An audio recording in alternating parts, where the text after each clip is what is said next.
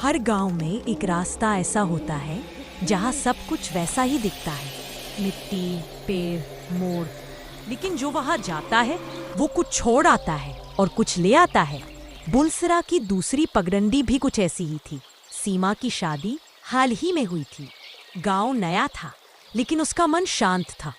एक दिन खेत से लौटते हुए वो पहली बार उस रास्ते से गुजरी जिसे सब छोटा रास्ता कहते थे।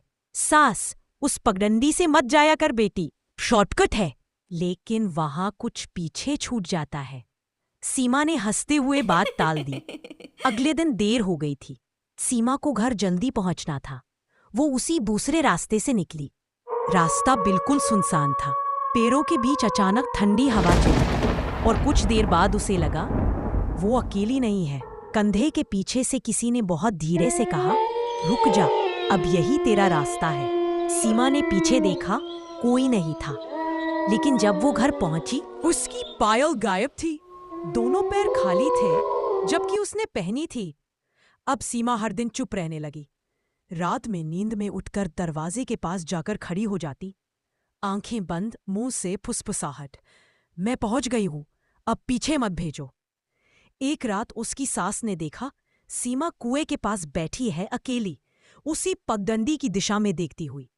गांव के बुजुर्गों से पता चला, बरसों पहले वहां से एक औरत गई थी जिसका पति युद्ध में मारा गया था।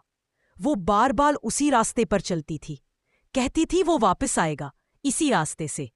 एक दिन वो रास्ते में ही खो गई और अब वो औरत हर उस लड़की को बुलाती है जो अकेली, खाली पाव और चिंता में डूबी हो। एक शाम सीमा फिर उसी रास्ते पर चली गई। काफी देर तक वापस नहीं लौटी। जब सास खोजने गई तो पगडंडी पर दो जोड़ी पायलें पड़ी थी, एक नई, एक बहुत पुरानी, काली हुई चांदी की। दूर किसी ने धीरे से कहा, अब दोनों पहुंच गई हैं, अब किसी को भेजो मत।